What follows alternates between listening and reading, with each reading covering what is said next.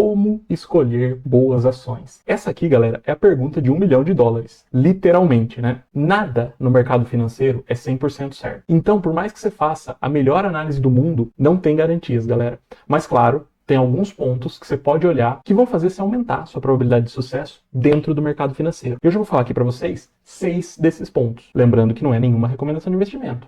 O que eu vou fazer é falar de alguns pontos e todas as empresas que eu citar daqui para frente, elas são apenas exemplos e não recomendações. Meu nome é Paulo Filho, eu sou educador financeiro e se você quer conhecer mais do meu trabalho, dá uma olhada nos outros vídeos aqui do canal. Antes de mais nada, pessoal, a primeira coisa que você tem que saber é onde achar informações sobre as empresas. E aqui, obviamente, eu não estou sendo patrocinado por eles, tá? Mas eu gosto muito do site do Investidor 10 para encontrar essas informações. É muito fácil você chegar nessas informações aqui do site, tá? A única coisa que você tem que vir aqui é em ações, e aí já vai aparecer aqui os mais buscados, né? E você também pode encontrar por setor, por ranking de ações, que são alguns rankings que eles fazem aqui no próprio site, né? Mas também você pode digitar aqui na tela algum ativo que você queira pesquisar. Por exemplo, vamos procurar aqui Banco do Brasil. Então eu coloco aqui BBAS3, e depois da propaganda, ele já aparece aqui para mim as ações de Banco do Brasil, beleza? Então eu vou entrar aqui, selecionar Banco do Brasil, só para mostrar para vocês o tipo de ação que tem aqui. Então a gente vê aqui cotação, a variação nos últimos 12 meses, P sobre L, P sobre VP, dividend yield. Eu não vou entrar em todos esses aspectos aqui, tá? Mas se você for aqui mais para baixo, você vai ver que tem um monte de índices que você pode consultar na hora que você está escolhendo uma ação. E eu vou passar aqui com vocês pelos principais. O que eu quero que vocês tenham em mente agora é que todas as informações que eu vou falar aqui no vídeo, eu estou tirando desse site aqui, Investidor 10. E a primeira dica aqui, galera, é talvez a mais importante, tá? Eu vou fazer o inverso e colocar a mais importante já no começo. O preço da ação não importa. Quando a gente pensa em comprar uma ação, é muito comum a gente olhar direto para o preço dela, né? Mas na verdade, o preço em si, ele não importa tanto quanto outros indicadores. Uma ação, por exemplo, pode custar 5 ou 500 reais. Isso não quer dizer que ela é barata ou cara. O que realmente importa são alguns números que você tem por trás do valor do preço da ação. E aí, um dos indicadores mais importantes é o VPA, Valor Patrimonial por Ação. E aí, só para mostrar para vocês, esse VPA tá nessa parte aqui, onde você tem os principais índices. E aqui, se você passar o mouse em cima desse ponto de interrogação aqui, ele vai te mostrar o que é cada um desses indicadores. Então, por exemplo, o VPA representa quanto vale uma ação da empresa em relação a seu patrimônio total. Então, o cálculo que você faz é o patrimônio líquido pelo número de ações em circulação. Quanto maior esse número, mais concentrado está o patrimônio da empresa dentro de uma ação. Então, em outras palavras, o que isso aqui quer dizer? Quando eu olho aqui para Banco do Brasil, uma ação está valendo hoje R$ 27,47. Só que, pelo VPA, ela deveria valer R$ 31,21. Então, a ação ela está descontada em relação ao que ela deveria valer. Outra forma de você olhar o VPA é ver aqui o P sobre VP. O P sobre VP nada mais é do que o valor da cotação dividido pelo VPA. Outro indicador muito importante é o LPA, ou seja, o lucro por ação. Você encontra ele aqui do lado do VPA, beleza? E aí, passando o mouse em cima, é um indicador que mostra se a empresa é lucrativa. Quando o número é negativo, indica que a empresa está operando com prejuízo ao invés de lucro. Então, olha que interessante, para calcular esse número, você pega todo o lucro líquido da empresa e divide pelo número de ações em circulação. E aí, quanto maior é esse número, maior é o lucro que você está tendo por ação. E como ele diz aqui, se esse número for negativo, tome um pouco de cuidado, porque as empresas podem estar tomando prejuízo ao invés de lucro. Aqui só para dar um exemplo, galera, eu peguei outra empresa aqui, vocês podem ver que ela tem um LPA negativo. Quer dizer que essa empresa, nos últimos tempos, está tomando prejuízo ao invés de dar lucro, beleza? Nunca é uma coisa boa, como a gente vai ver em outras dicas lá para frente. Outro número que é extremamente importante é o P sobre L. Ele é tão importante que aqui no Investidor 10, eles colocam aqui em cima, para ação, beleza? O que quer dizer esse P sobre L? Isso é preço sobre lucro. E esse número, ele te diz quantos anos você levaria para recuperar o valor investido naquela ação. Então é mais ou menos assim. Eu comprei uma cota de Banco do Brasil a R$ 27,47.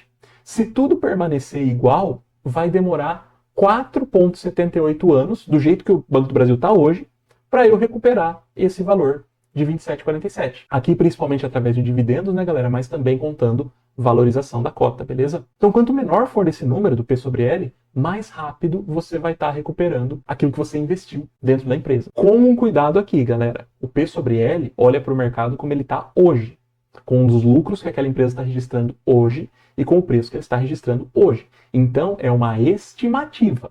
Não quer dizer que vai se manter assim pelos próximos 5 anos. Aí entra todo o resto da análise, todas as outras dicas que eu vou passar aqui para vocês. Mas pelo menos esses 3 indicadores, VPA, LPA e P sobre L, você tem que ter muito claro na sua cabeça o que cada um representa. Então, da próxima vez que você for comprar uma ação, não se esqueça que o preço por si só não quer dizer muita coisa. O que importa de verdade são esses números que mostram se a empresa está bem ou mal dentro do mercado, beleza? Isso vai te ajudar a tomar melhores decisões e aumentar suas chances de sucesso, né? Lembrando, nada é garantido. Tudo que a gente faz aqui é para aumentar a sua chance. Dica número 2. Olhe para as dívidas da empresa. E esse ponto, galera, ele é muito importante porque os investidores normalmente não olham para esse tipo de coisa. Então, a empresa pode estar atolada em dívida e ninguém vê isso. E aí, um parênteses aqui, para as empresas, nem sempre a dívida é um negócio ruim. Então, em muitos casos, a empresa pode usar esse dinheiro da dívida, fazer uma dívida para investir. Ou seja, para aumentar a produção, para desenvolver um produto novo, para aumentar o pessoal que está trabalhando lá. E isso pode trazer um retorno maior no futuro. Empresas de setores como infraestrutura e energia, por exemplo, elas tomam empréstimos muito grandes para expandir os negócios. Então, o problema em si não é a dívida, mas o problema é quando essa dívida passa a ficar fora do controle, quando a empresa começa a ter problema para pagar essa dívida. E uma empresa que está muito endividada, ainda mais num cenário igual a gente tem hoje, de Selic muito alta, ela tem dificuldade, ela começa a ter dificuldade para pagar essas dívidas. Isso vai ter um impacto nos lucros da empresa. E como que você vai olhar isso aqui? Vamos voltar para o investidor 10. Tem um valor aqui também nos indicadores fundamentalistas, né? Que é a dívida líquida por EBITDA. Com um detalhe, se você olhar para uma ação de banco, igual eu estou olhando aqui para Banco do Brasil, você não vai achar esse valor, porque banco basicamente não faz dívida. Mas, se eu olhar uma empresa de varejo, por exemplo, eu vou ter aqui a dívida líquida por EBITDA, que está 0,88. E quanto maior for esse número aqui, mais endividada está a empresa, beleza? E aqui para a maioria desses números aqui do investidor 10, você pode abrir um gráfico e ver como que esse número evoluiu ao longo dos anos. Então, eu peguei aqui o caso da Magalu, né, galera? Esse gráfico que eu estou mostrando é o da Magalu. Você vê aqui, em 2021, ela tinha uma dívida, 2021, 2022 aqui, ela tinha uma dívida muito maior do que ela tem hoje, porque esse número estava em 2,27.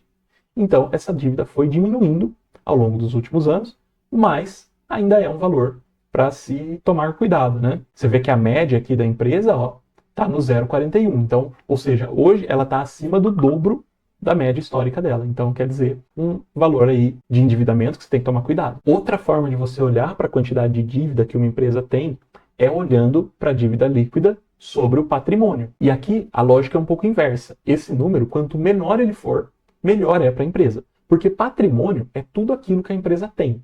Então, se ela tem uma dívida que é menor que o patrimônio, ou seja, se esse número aqui é menor do que 1, quer dizer que se ela vender todo o patrimônio, ela consegue pagar aquela dívida. E um ponto interessante aqui é que se uma empresa estiver usando a maior parte do lucro para pagar a dívida, em vez de reinvestir ou de aumentar o próprio escopo da empresa, né? Ou se a dívida que ela tem for muito maior do que o patrimônio, isso é um sinal de alerta, porque em tempos de crise, quando você tem um aumento da taxa de juros, as dívidas elas vão ficar mais caras e isso vai agravar a situação da empresa. Então, da próxima vez que você for investir, dá uma olhada nas dívidas que a empresa está fazendo. Terceira dica, você só pode comparar empresas que tiverem no mesmo ramo. A gente acabou de falar sobre dívida, não é? E aí eu vou mostrar para vocês duas empresas, uma que os investidores não gostam e outra que os investidores gostam, nessa questão de dívidas. E aí vocês vão entender isso que eu estou falando nesse item número 3. Eu já dei aqui para vocês o exemplo da Magalu, né, que está com uma dívida que, embora esteja diminuindo, ainda esteja alta. E eu quero que vocês fiquem com esses valores aqui na cabeça. Ó, dívida líquida por EBITDA, 0,88 e dívida líquida por patrimônio, 0,23. Agora, vamos olhar para a Taesa, que é uma empresa que é uma das queridinhas da Bolsa, vamos dizer assim. Se você olha para a dívida líquida por patrimônio, ela está 1,34. E se você olha para a dívida líquida por EBITDA, ela está 3,61. Isso quer dizer o quê? Isso quer dizer que Taesa está mais endividada que Magalu? E a resposta é sim.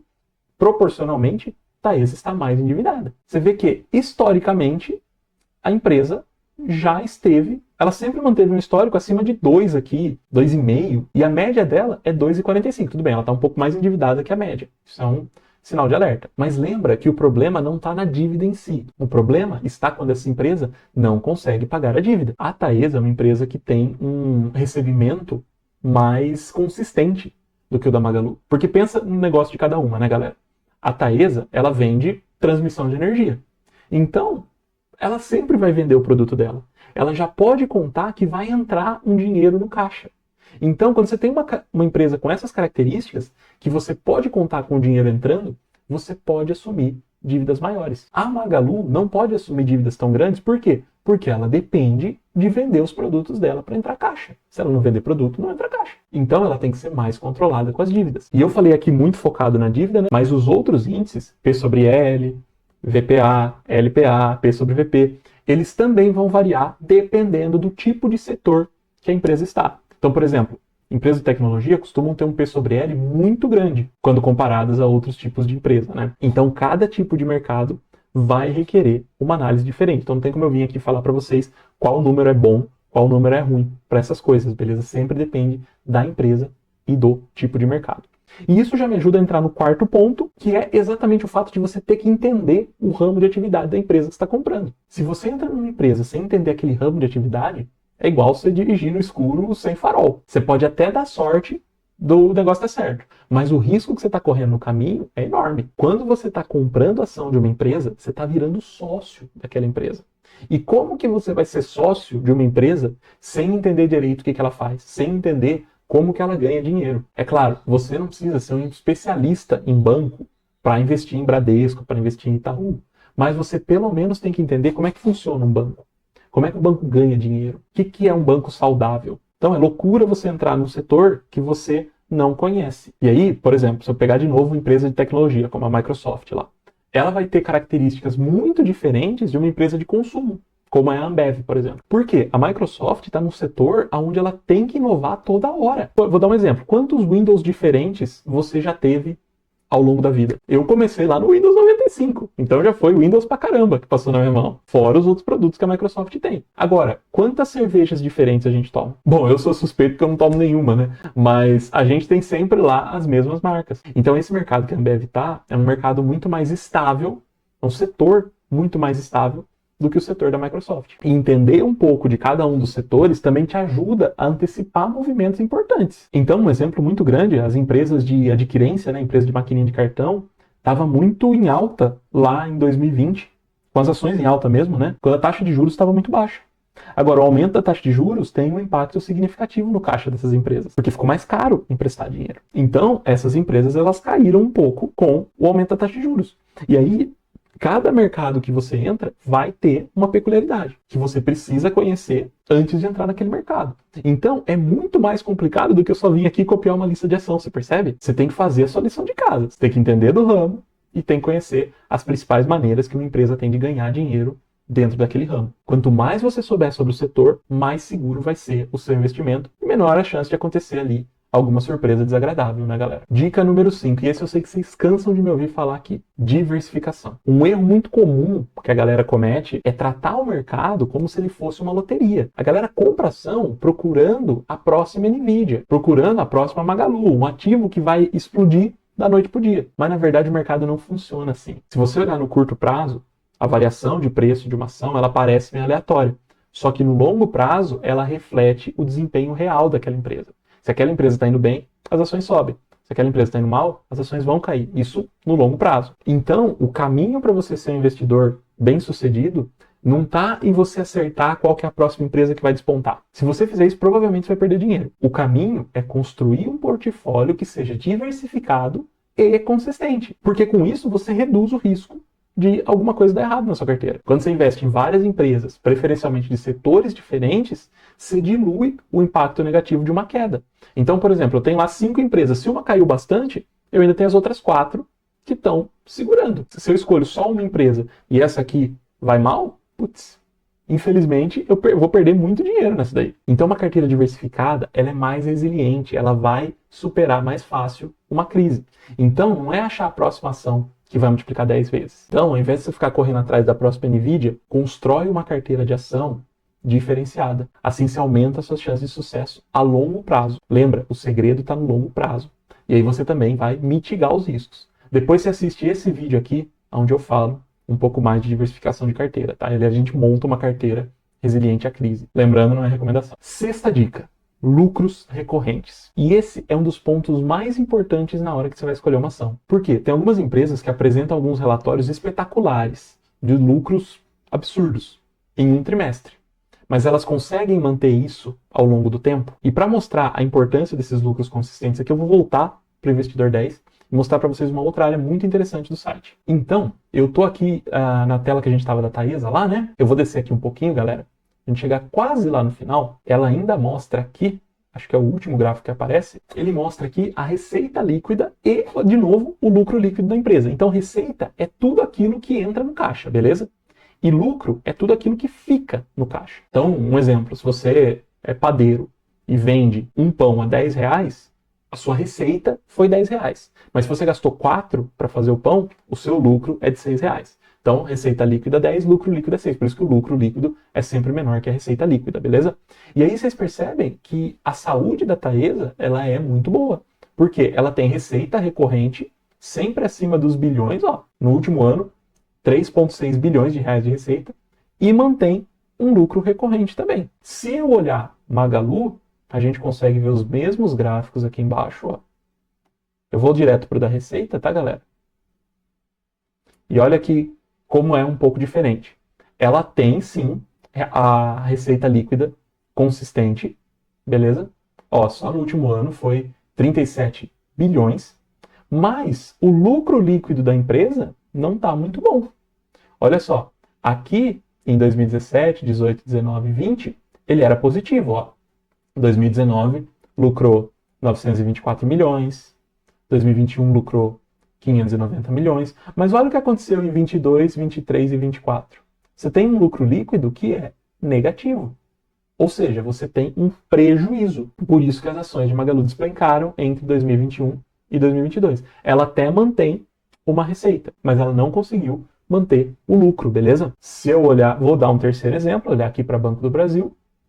Vamos lá para receita e lucro. Então, o Banco do Brasil ó, já tem um comportamento mais parecido ali com o Taesa, beleza? Ele tem uma receita líquida que andou um pouco de lado aqui entre 2014 e 2021, mas que nos últimos anos mais do que dobrou aqui, né? Em 21, 125 milhões, ou perdão, 125 bilhões, né? E nos últimos 12 meses, 265 bilhões. E aí o lucro, ele também meio que acompanha, né, essa receita. E sempre aqui positivo, beleza? Aí lembrando, vem um detalhe aqui.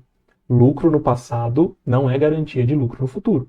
Mas uma empresa que dá lucro nos últimos 10 anos tem mais chance de ter sucesso do que uma empresa que fica lá oscilando entre lucro e prejuízo. E aí, para fechar, vocês sabem que tudo que é vídeo de dica, eu sempre trago uma dica extra para vocês. E essa aqui é muito ligada com essa questão do lucro, tá? Que é a validação de longo prazo. O que é isso? Existem empresas que são centenárias na Bolsa de Valores. Empresas que estão aí há múltiplos anos. Já passou várias gerações e essas empresas continuam.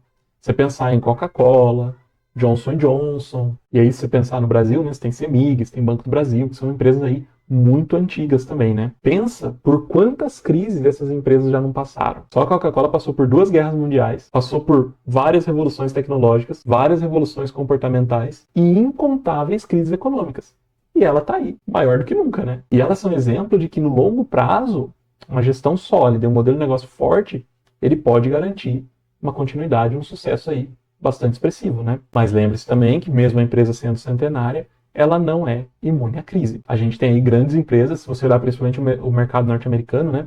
Ele tem grandes empresas aí que realmente eram grandes e estão com problemas muito grandes, tá legal? Por isso, uma coisa importante para você pensar é essas empresas mais antigas. Elas estão tendo a capacidade de se reinventar, de se adaptar aos novos mercados? Então, ter uma história ali de décadas de sucesso é sim um fator positivo, mas você nunca deve ignorar o fato de que até as maiores empresas elas vão sim ter desafios. Eu sei que a gente chegou aqui no fim dessas 7 dicas, mas eu ainda tenho uma coisa muito importante para falar para você. Quando você fala em escolher ações, a análise ela tem que ser pessoal, cara. Então cuidado com essas listas que vocês veem aí internet afora de melhores ações e não sei o que tem. Eu mostrei para vocês, o próprio Investidor 10 tem umas listas lá. Cuidado. E eu sei, eu também faço essas listas aqui no canal. Eu não vou ser hipócrita com vocês, eu também faço. Só que nunca é com o intuito de você copiar essa lista. E sim de falar de algumas coisas que eu tô achando interessante no meu ponto de vista. E aí, claro, não custa também você dar uma olhadinha naquelas empresas. Mas você tem que entender completamente o momento daquela empresa antes de comprar, antes de se posicionar naquela ação. Lembra, quando você está comprando uma ação, você está virando sócio da empresa. Você entende ela completamente? Antes de virar sócio. Não é só copiar a lista, galera. E se você quer conhecer essas opiniões que eu trago aqui de vez em quando, lembrando que não é recomendação, tem o botão de se inscrever aqui embaixo. Você vai ser notificado quando sair um vídeo novo, eventualmente de listas, mas muitas vezes também de um papo aqui com algumas dicas e algumas coisas que eu trago aqui para vocês entenderem melhor essa questão de finanças. Eu sei que o vídeo de hoje ficou um pouco mais longo do que eu gostaria, talvez até um pouco mais técnico do que eu gostaria. Então, se você chegou até aqui, obrigado pela sua companhia até agora e a gente se vê no próximo vídeo. Um abraço para vocês.